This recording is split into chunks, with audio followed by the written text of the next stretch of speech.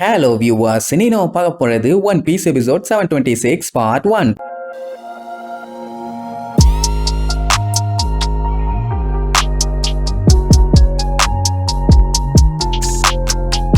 Open பண்ணா போன பாட்டுல அந்த டோஃப்ளமிங்கோ கொஞ்சம் ஓவரா பேசிட்டான்ல. சோ பையன் கடுப்பாயி 4th இயர் எடுக்க ரெடி ஆயிட்டான். அப்படியே கட் பண்ணி அந்த அழகான ட்ரெஸ்ரோஸாங்கிற ஊரை காட்டுறாங்க. சுத்தி இருக்க இடம்லாம் கண்ணா பின்னான்னு கொஞ்சம் கொஞ்சமா அழிஞ்சுக்கிட்டே வருது. இவ்வளவு நாள் கூட இருந்த கிங்க நம்பாம திடீர்னு வந்தவனுக்கு ஓட்டு போட்டு அவனை இப்ப பெரிய ஆளா வச்சிருந்தாங்கல்ல. அதனாலதான் இந்த நிலைமை. எல்லாம் என்ன பண்றது ஏது பண்றதுன்னு தெரியாம கதறி அடிச்சு ஓடுவாங்க. அது என்னடான்னா பில்டிங்ஸ் எல்லாத்தையுமே அப்படியே கேக்கு மாதிரி வெட்டிட்டு வருது.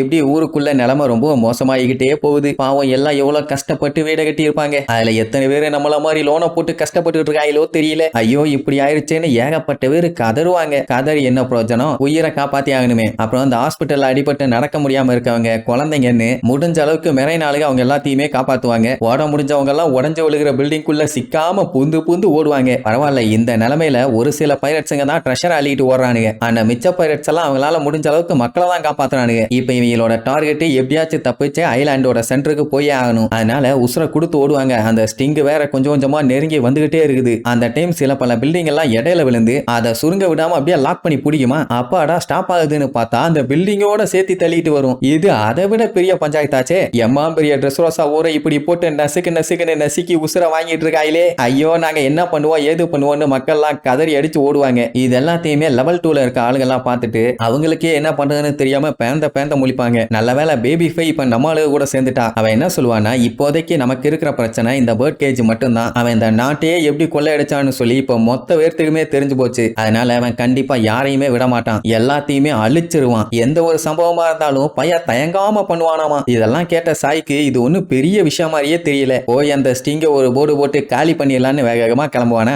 அவளுக்கு சந்தோஷம் சாய கல்யாணம் பண்ண போறான்னு. இல்லன்னா இந்நேரத்துக்கு மண்டதேயே இவ கூட சண்டை போட்டுருக்க மாட்டாங்க. உடனே சாய் என்ன பண்ணுவான், அங்க இருக்க எல்லாத்தையுமே வெறியேத்தி விடுவான். அதாவது இவங்க சும்மா இப்படியே வேடிக்கை பார்த்துட்டு இருந்தாங்கன்னா கண்டிப்பா அது இவங்க எல்லாத்தையுமே நெசிக்கி துண்டு துண்டா வெட்டி போட்டுரும். சோ நம்ம தான் இறங்கி வேலை பார்க்கணும் அப்படி இப்படின்னு பயங்கரமா வீரவாசனம் பேசுவானா. அது எல்லாத்தையுமே அடி வாங்கி கிடக்கிற அத்தனை பேரும் கேட்பாங்க. இப்ப மேட்டர் என்னன்னா, இவங்க தப்பிக்கிறதுக்கு சேஃபான இடம்னு ஒண்ணு இல்லவே இல்ல. மேபி சென்டருக்கு போயிட்டோம்னா தப்பிச்சலாமான்னு உசப்புக்கு ஒரு டவுட். ஆனா அந்த சென்டர் பார்ட்டே டோஃப்ளமிங்கோவும் லூஃபியும் சண்டை போட்டுட்டு இருக்காங்களே அங்க மூவ் ஆயிட்டு இருக்குது. அப்படின்னா இப்போ உசோப்பு கிங் வியோலான்னு இருக்காங்களே அந்த இடம் கன்ஃபார்மா அழிஞ்சு போயிடும். இத அவ சொல்லி காமிச்சோன்னு உசோப்பு அப்படியே இமேஜின் பண்ணி பார்த்துட்டு காட்டுத்தனமா கத்துவான். யோ ஹேக்கு ஏயா இன்னும் வேடிக்கை பார்த்துட்டு இருக்க, சட்டு புட்டுன்னு போயா, நேக்கு சாக விருப்பம் இல்லைன்னு புலம்பி தள்ளுவான். இங்க ஜோரோ கின்னு காஞ்சிரோ இவங்க 3 பேரும் என்ன பண்ணலாம் ஏது பண்ணலாம்னு யோசிச்சுட்டு இருக்கும் போதே அதுல ஜோரோ குடுன்னு ஓட ஆரம்பிச்சிருவான். எங்கடா ஓடுற, என்ன பண்ண போறேன்னு கேட்டா அந்த ஸ்டிங்க தடுக்க போறானாமா. பெரிய பெரிய பில்டிங்ஸையே அலையாக்கா கேக்கு மாதிரி வெட்டி வீசிட்டு இருக்குது. இது எப்படி தடுக்கிறதுன்னு சொல்லிட்டு பதறுவானுங்க. ஆனா அதுக்குன்னு அதை விட முடியுமா, தடுத்துதானே ஆகணும். அப்படியே கட் பண்ணி கேவண்டிஷ காட்டுறாங்க. அவன் இந்த சம்பவம் எல்லாத்தையுமே ரசிச்சு உட்கார்ந்து பார்த்துட்டு இருப்பான். அதே நேரம் லியோவும் பிரின்சஸும் லாவோட கையை கனெக்ட் பண்ணி தையல் போட்டு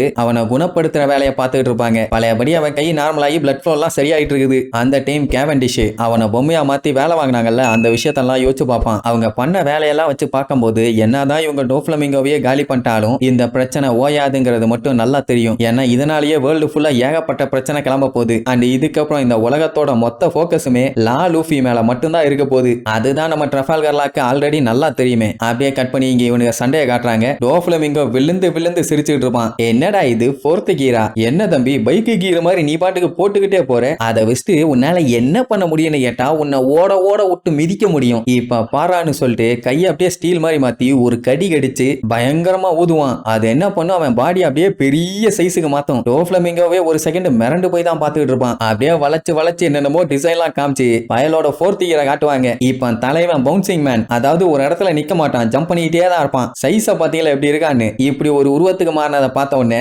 டோஃப்ளமிங்கோ விழுந்து சிரிப்பான். காமெடி பீஸ், உன்னோட டைமிங்க்கு அளவே இல்லாம போச்சு. ஏண்டா பெரிய சைஸுக்கு மாறினா நீ என்ன பெரிய பல்பா, உன் பாடியை கொஞ்சம் பாரு, நெலிஞ்ச அண்டாவை மறுபடியும் நெளிச்சு வச்ச மாதிரியே இருக்குது, உன்னால ஒழுங்கா நிக்க கூட முடியல, இதே வச்சுக்கிட்டு என்ன அட்டாக் பண்ணுவேன்னு சொல்லி காமெடி பண்ற, என்ன சாக முடிவு பண்ணிட்டியான்னு கேட்பான்.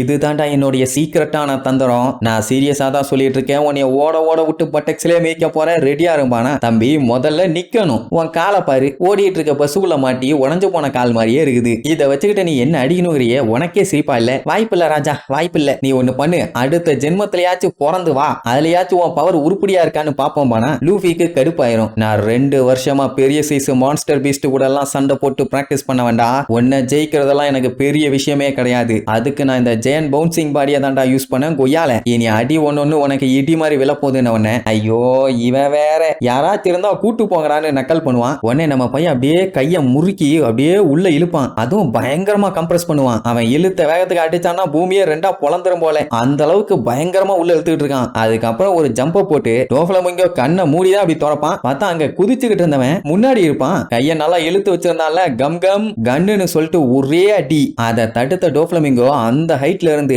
அடிச்சு புரண்டு கீழே தரையில இடிச்சு அதுக்கப்புறமும் அந்த ஃபோர்ஸை ஸ்டாப் பண்ண முடியாம அப்படியே தேய்ச்சிக்கிட்டே போய் அங்க இருக்க பில்டிங்ல இடிச்சு பொத்துன்னு விழுவான். வாயில இருந்து ரத்தம் பலக்குன்னு வரும். இது இப்பதான் பிகினிங், யூ சி எண்டிங். அது எண்டிங் டா எருமை. எண்டிங். தலைவனோட பவர் அந்த அளவுக்கு பயங்கர பவர்ஃபுல்லா இருக்குது. ஒரு அடிக்கே இப்படி மண்ண கவிட்டானே, இன்னும் வாரி ஒரு 40-50 அடியை வச்சானா என்ன ஆவான்? அந்த டைம் அப்படியே லூஃபியை காட்டுவாங்க. பையன் கொல்ல வெறியில நின்னுட்டு இருப்பான். வாடா இன்னைக்கு உனக்கு வாய்க்கரிசியை போட்டு புதைச்சிடுறேன்னு. டோஃப்ளமிங்கோ எந்திரிச்சானா இல்லையா, இல்ல இதுக்கப்புறம் லூஃபி ஈஸியா ஜெயிச்சிருவானா, டோஃப்ளமிங்கோ இனி எப்படி எடுத்து சண்டை போடுவான்னு நம்ம நெக்ஸ்ட் எபிசோட்ல பார்க்கலாம். டாடா.